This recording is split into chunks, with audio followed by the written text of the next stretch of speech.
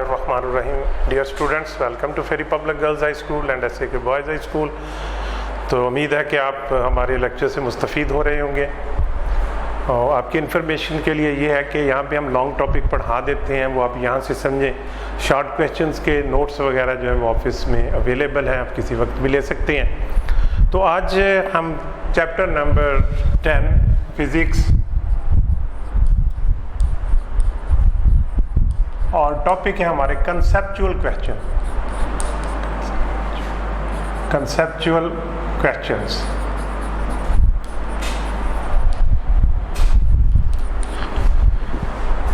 पहला हमारा conceptual question ये है कि if the length of a simple pendulum doubled what will be the change in its time period. क्या ये रहा है कि अगर हम सिंपल पेंडुलम की लेंथ डबल कर दें तो what will be the change in time period. Students आपको बता चुके हैं time period of the simple pendulum is equal to T is equal to 2 pi L over G under root.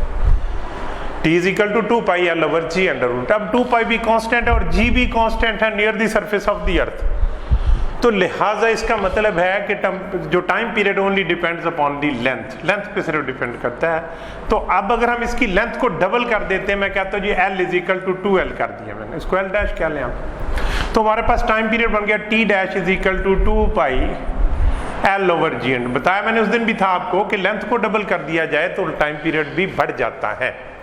अब कितना बढ़ता है, ये एल डैश रखा मैंने, T dash is equal to 2 pi, अब एल डैश की कीमत 2l पुट कर लें ओवर जी और ये अंडर रूट। अब T dash is equal to 2 pi, ये वाला 2 जो है इसको मैंने अंडर रूट समेत बाहर निकाल लिया, बाकी रह गया हमारे पास L over G under root.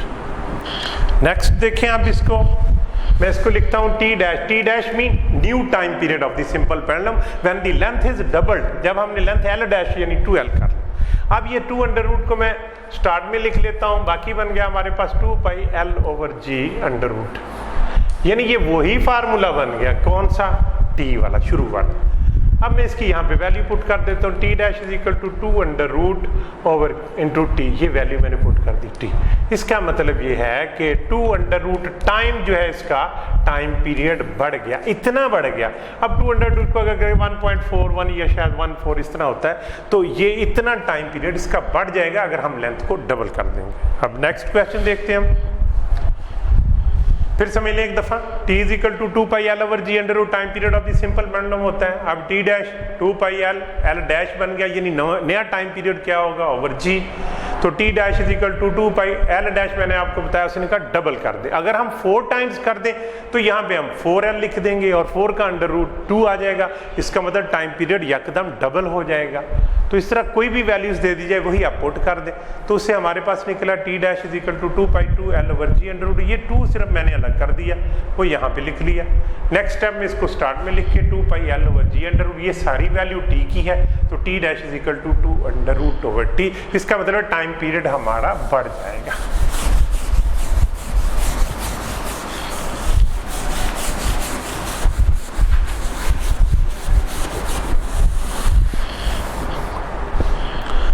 Next हमारा क्वेश्चन है, a student performed 2 experiments with a simple pendulum.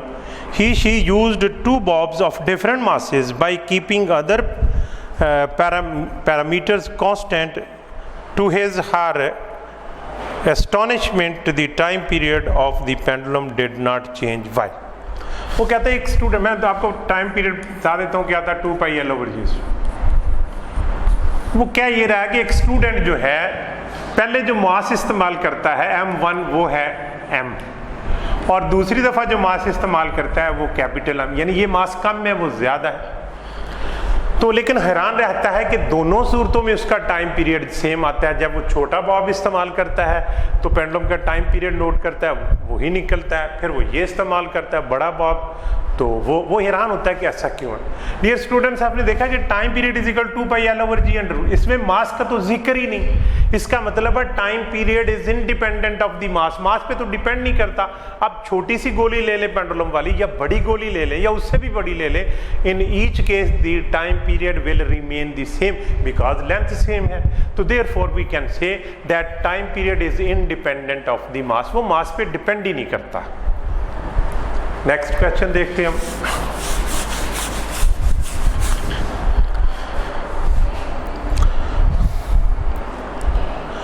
What type of waves do not require any material medium for the propagation? ये मैं आपको पढ़ा चुका हूँ.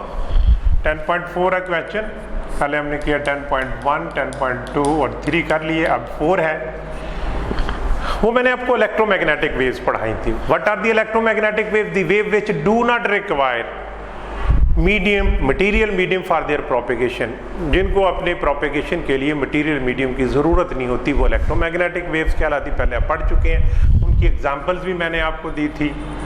उनकी एग्जांपल्स क्या है? एक्सरेज उनकी एग्जांपल है, रेडियो वेव्स उनकी एग्जांपल है, क्योंकि इनको चलने के लिए मटीरियल मीडियम की ज़रूरत नहीं होती. और इसी तरह अगर हम अल्ट्रासाउंड ले लें, अल्ट्रासाउंड्स, तो इनके भी ज़रूरत नहीं होती मीडियम की. तो these are called electromagnetic waves. The waves which do not require material medium for their propagation, जिनको अपन चलने के लिए मटीरियल मीडियम की ज़रूरत नहीं होती, वो इलेक्ट्रोमैग्नेटिक वेव्स कहलाती हैं. लास्ट क्वेश्चन है.